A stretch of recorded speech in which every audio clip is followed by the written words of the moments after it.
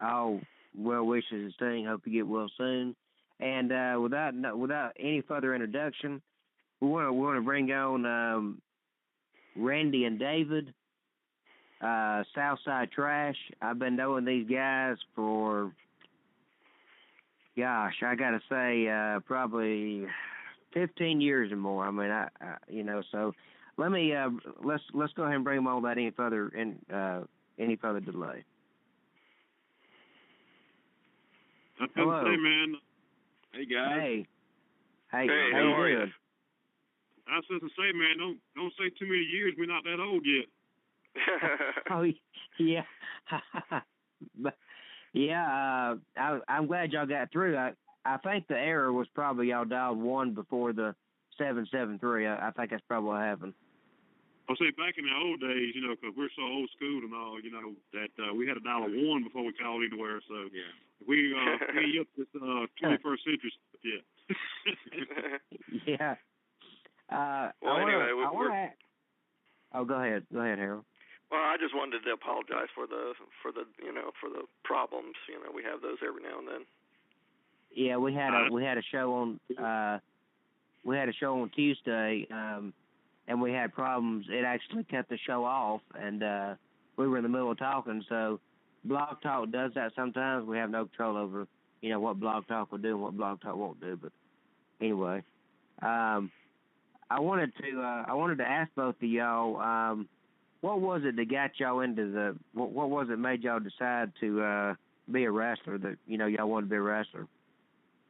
For me, this is Randy. For me, I grew up Okay. watching all my life, and my main two guys was Wrestling 2 and Dick Slater. I had to be what they were, and that was my main focus right there. And I love entertainment. And for me,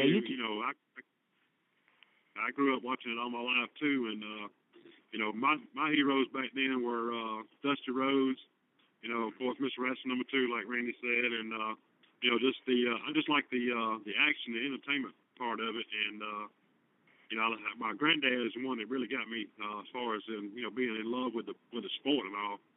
We used to watch it every Saturday at his house, Fred War Promotions out of Columbus, and I finally got the chance when I met Randy to train him, to be able to do it, and that's the best thing I've ever done.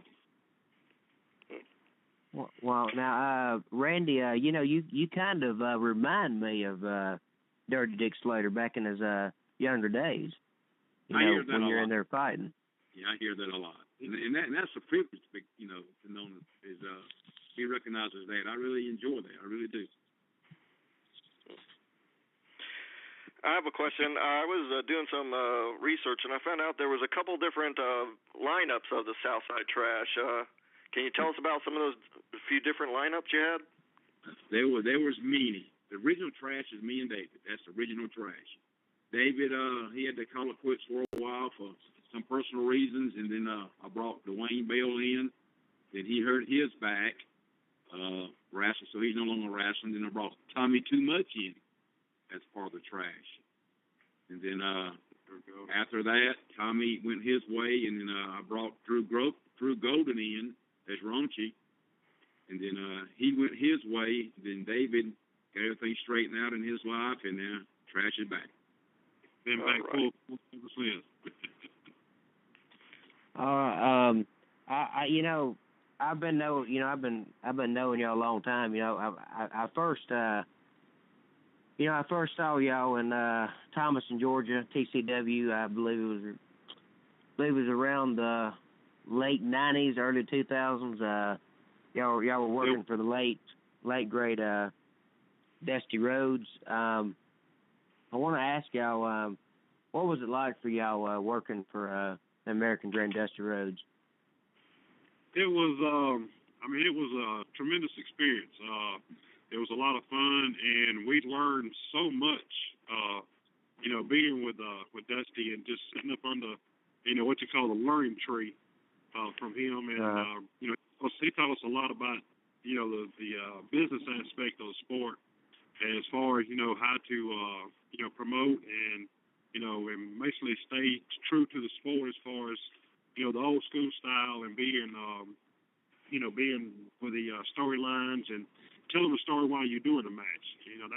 That's a lost art these days because everybody wants to do what you call spot wrestling, and it's like controlled chaos to me. But I'd rather just go in there, and do it like we did in the old days. That's what I fell in love with, and that's what I'd rather do.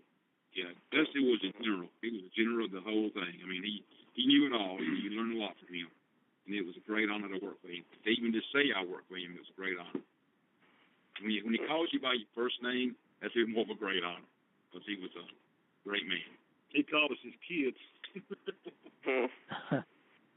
Yeah, he had a lot of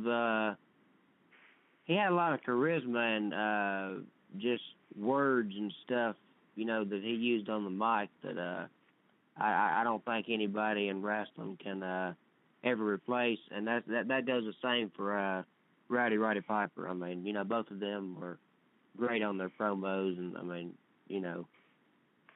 probably the best two there was in the business as far as cutting promos and stuff. I think so too. I mean, other than Ric Flair, I don't know of anybody else that really does that. Now I know that. Now I do. Well, I take that back. Terry Funk. Now he's good on cutting promos as well. Terry Funk is. Yeah. I know that you got an opportunity over the years to wrestle in some different states. Are the fans any different, like in the different states, than they are in Georgia?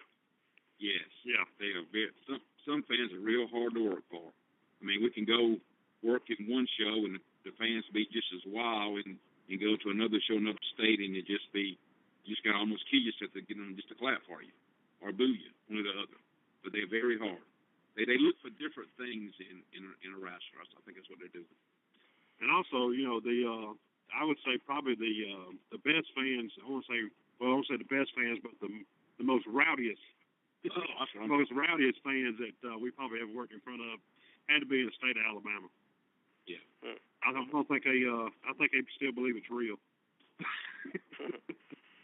What about the children? What do you like all the children getting into it? Oh yeah. I mean, that's what it's all about, really, and that's what we try to to make sure we take our time and go out of our way to they take pictures with the kids, to talk to them, sign the autographs and stuff, and because they sit there and look at us like we're larger than life. I mean, we're just everyday Joes, but once we come through that curtain, we're their hero or their main person they like to look up to or whatever. So we're gonna do everything we can as far as to help please the kids and everything. We was once the kid ourselves, and that's what we looked at too. We just put ourselves in their place. No profanity, no awkward gestures, nothing like that. We just make it clean and enjoyable for the whole family. Yeah, I mean, like I say, for any age group, we're gonna cater to them all the same because they're the ones that pay us. If they spend their hard-earned money to come in and see a great show and to see people perform, and at a level that should be expected from everybody, and we just we take our time to make sure we talk to each one, sign any autograph, take any picture. It's all about the fans for us. Right. I want to let the fans know, speaking of fans, if you have any questions for Southside Trash, call in at 773-897-6289 and press 1, and we'll get you on the phone to speak with Randy and David. Back when I first saw you guys in TCW, you came out to Who Let the Dogs Out, and the first time I seen both of you come out and danced on stage, you had your blue jeans on, your light blue shirt, and y'all just had such a tremendous spark. I mean, of energy, and y'all are one of the neatest independent tag teams that I had ever seen at the time. And I wanted to ask y'all, where did that come from? The Who Let the Dogs Out? I mean, where did y'all come up with that idea to use that as a theme? David can answer that question. That was in fact, at the time, Randy had started seeing a lady from Alabama, and it was actually her daughter who had the music, and she used to do the. In fact, the dance that Randy does around the ring was actually choreographed by her, and she had this CD, and she wanted us to hear it. And when we heard it, we said, "Man, that'd be a cool theme song." And so we got the CD from her, and we started, taking it with us, and we just started using it everywhere we went. And it got over real big, for a long time, and a lot of people, recognize that song. But as we've gotten older and we've progressed in our faith and everything, and that some of the lyrics in that song don't exactly set an image that we like to set now. So we've changed it up, and we actually use times now the Colt Ford song "Answer to No One." Okay.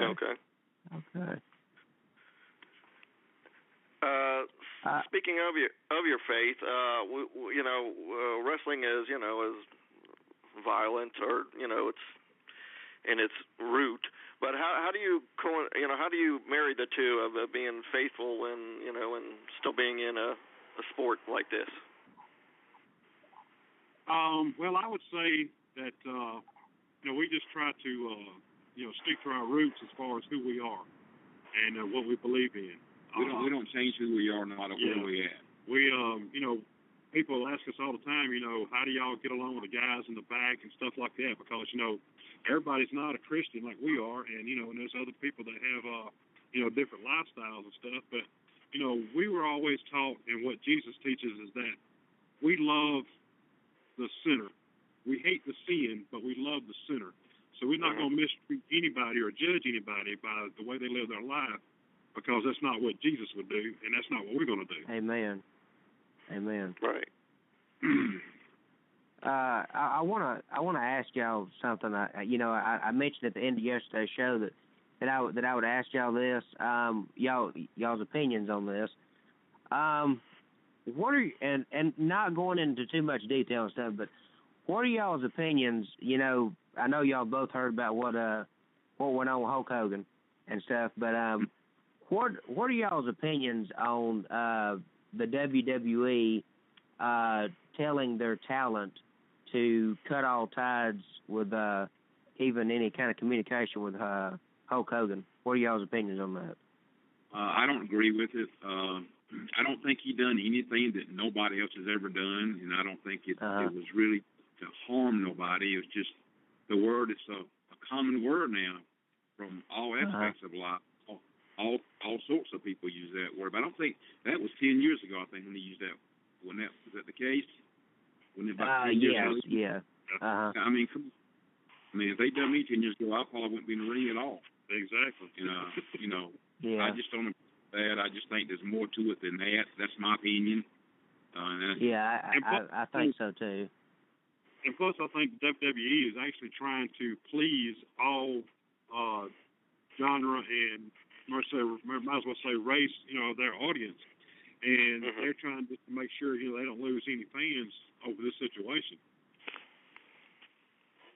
Yeah, and the thing is, you can't please everybody. I mean, you're going to have people that you're going to have. I mean, if that was, if it was a case of pleasing everybody and everybody was the same and everybody had the same beliefs and religious beliefs and whatever else they had, I mean, it would be actually a pretty miserable world if everybody was the same, like the same person. I mean, and you can't please everybody because everybody's going to have their different opinions and different of everything. I mean, you can't do that, And what really should have been done is when he apologized for everything, and he made his public apology, then it should have been dropped right there. It should have been, they should have been big enough to say, okay, we forgive you for doing that, even though it was a long time ago.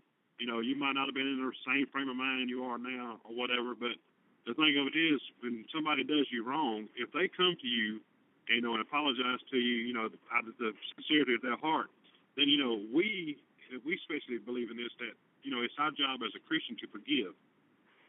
Because God forgives, He forgets. That's right. So that's what we do, and everybody just needs to, put it to the side and keep up the business relationships like it need to be, and let it go. I agree, and I have a question that I want to ask y'all. Out of these three teams I'm about to name, who would y'all like to wrestle? The Dudley Boys, the Rock and Roll Express, or the Steiner Brothers? Well, we didn't wrestle Rock and Roll Express. We always have Dudley Boys. Yeah. I mean, that's the number one team that wrestles Dudley Boys. Matter of fact, we were talking about that the other day here in our wrestling school. We wrestled wrestle Dudley Boys. Yeah, we didn't. I think the Steiners. I don't know if they know it's fake or not, so we might not want to get in the ring with them. Okay. Well, I want to know if y'all can cut a promo like y'all were wrestling the Dudley, like y'all were fixing to fight the Dudley Boys. I want to know if y'all can both cut a promo to the Dudley Boys. Yeah, you can put us on the spot real quick, huh? You know, you can take yeah. 4 or 5 weeks when we do something like this. we gotta think of something first. Okay. We'll come back to that. We give you. Yeah, we can come back to that one. Okay, yeah, we can come back to that one. Tell me about some of the titles you held. Do you have one in particular that maybe you are more proud of than maybe some of the other ones? One that Dusty Rose put on us, and you never forget that night. Ray Lord Glacier, which is a fantastic guy. I mean, he's awesome. He was running the locker room, and we was having this tag team tournament in Carrollton, and me and David just always assumed that we go put it everybody, but that's what we want to do. It didn't matter to us. We just want to go out there and entertain. So we won the first match and come out there and we told Ray, I said, okay, Ray, how you want them to go over? He said, them ain't going over. Y'all will win the titles. And me and David just looked at each other, okay. Then when everybody walked off, we got back out there hugging and yelling and screaming. And, all right. I mean, that was really an honor for Dusty Rhodes to have enough faith in us to carry them belts for that organization. Yeah, I mean, we've held the tag team titles in probably just about every organization we've ever worked for, but TCW would always be the top because that was probably the alternative to WWE after WCW, shut down. And we felt like, everybody says, well, y'all never made it, to WWE or something like that. Well, that's okay. We worked for Dusty Rhodes. That was good enough for us. So that's the reason that one holds. That's the reason why that one holds more prestige than any other. Quick follow-up question: when Dusty Rhodes was with WCW, did you guys ever get a opportunity with them? No. We didn't start working for Dusty until after WCW shut down. So he was in between, leaving WCW and before he went to WWE, and he wanted to start his own company. So he wanted to. He actually had a dream to build one big enough to compete with Vince, but it just never worked out. He wanted to get like TNA, was it? Yeah. Right. Okay. All right. Speaking of Dusty, and I remember this like it was yesterday. I don't remember all the participants, but I remember it was you and David and Dusty, and I believe it was Barry Windham, and y'all took on. I think y'all fought Steve Brawler Lawler and 3 other guys inside a double steel cage for TCW. You remember that? Yeah, that was actually in Thomaston, our hometown, and it was me and Randy, Steve Carino, and Steve Lawler against Dusty Rhodes, Barry Windham, Manny the Bull Fernandez, and Jorge Estrada. Yeah, that's right. Yeah. How was that for y'all doing that match? That was probably one of the highlights of our career. That was so much fun that night, and it was just a pleasure to be in there with everybody. I mean, when Dusty Rhodes hits you with a bionic elbow, you just say, hit me again. After I took the very first one from him, I told Randy that night, I said, hell, I can retire. Yeah. I've done it. I've done all I wanted to do. I can retire.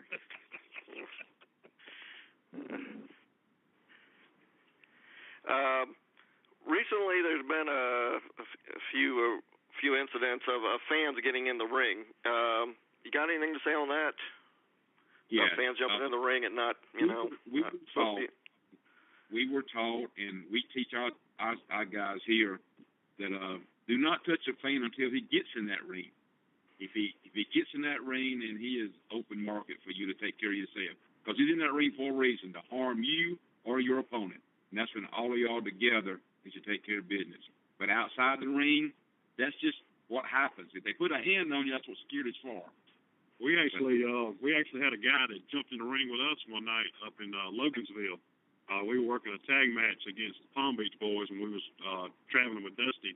And a fan jumped up. He was probably 3 sheets in the wind, but he jumped up in the ring, and I remember J.J. Rivers was trying to kick him to keep him from getting in the ring, but he came on in, and when he dove for me, and that's when Randy tackled him, and they fell through the ropes. And when I got up and see what was going on, I come out on top of his head with both feet.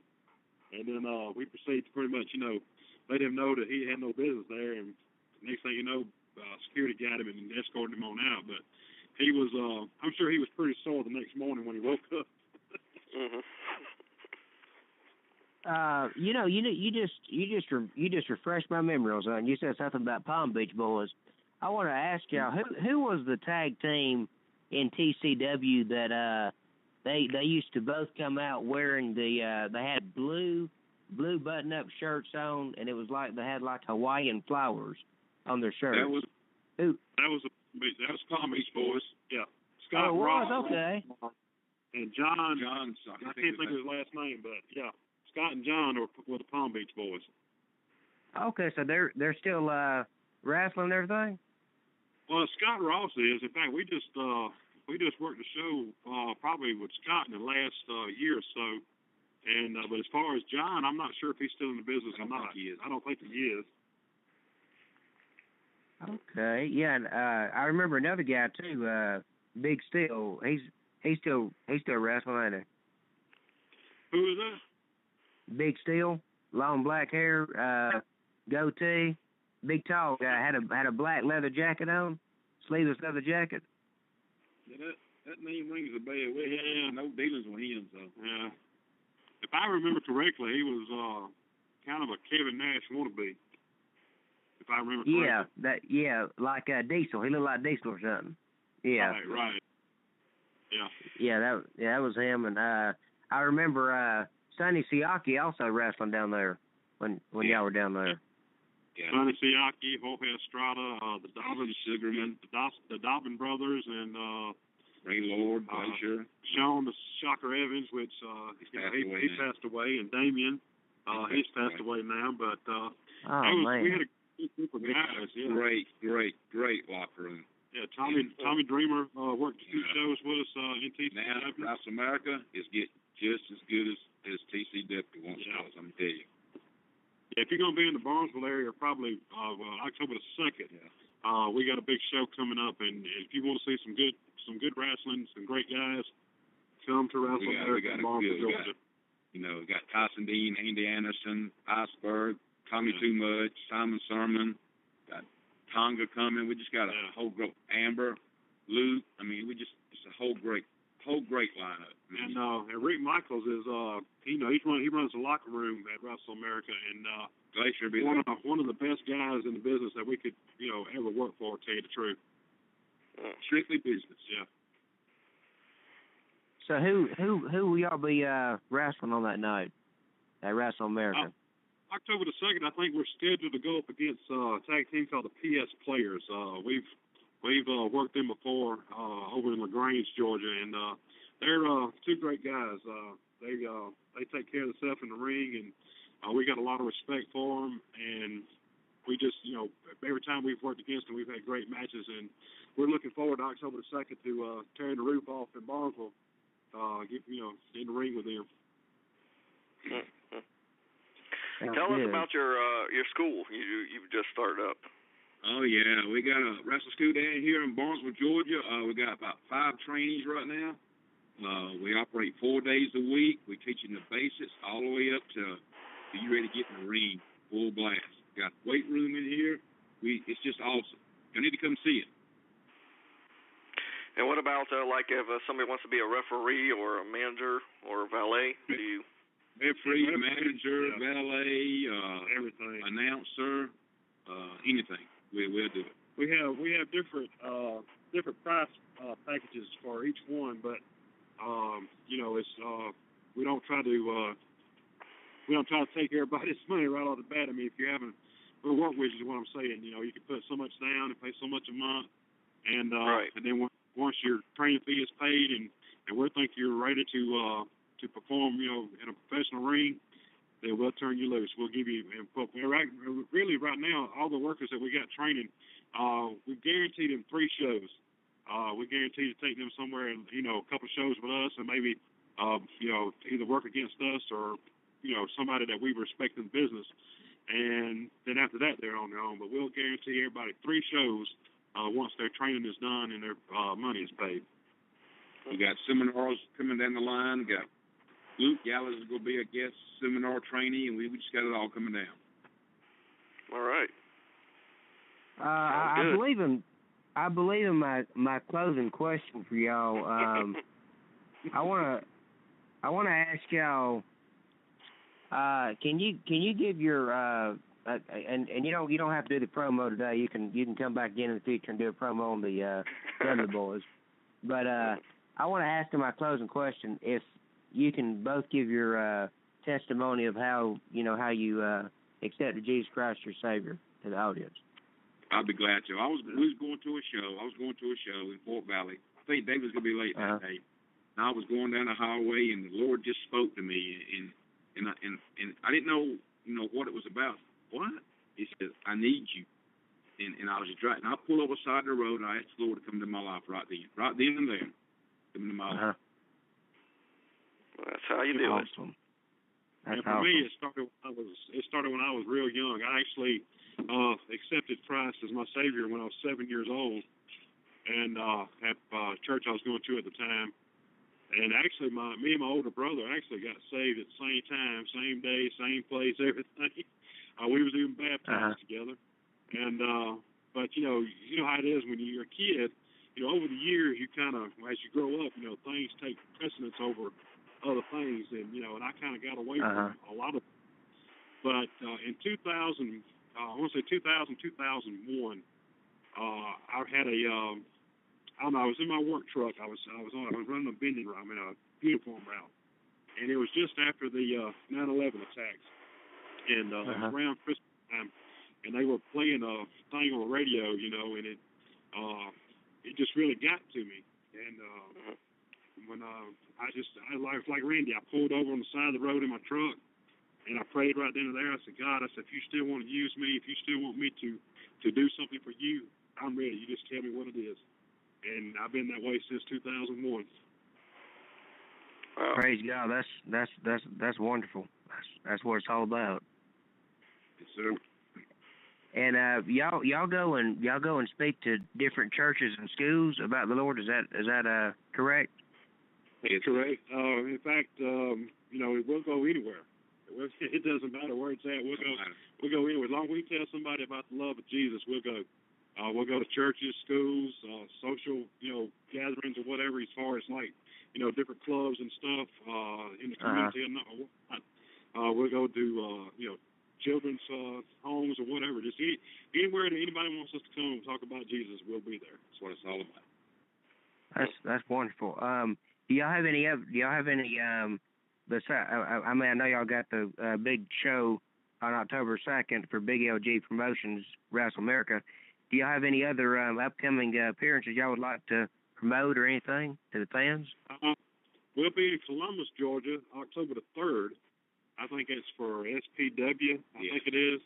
And then in Douglasville, October the 25th, we'll be doing the kids benefit thing up there with the outlaw Chris Nims. He's putting everything together. It's going to be a good charity cause, and we'll be up there. I think it's on a Sunday afternoon around 1 or 2 o'clock. Okay. Well, fans, go and check those events out. And we want to thank y'all so much for being on the show today. It was a pleasure. Thanks. A pleasure is all ours, fellas. Anytime. All right. Okay. Take care. And God bless. Take care. Bye-bye. Very much. Bye. You too. Bye-bye. Well, ladies and gentlemen, that was Randy and David, SouthSide Trash, Independent Wrestling Tag Team. And you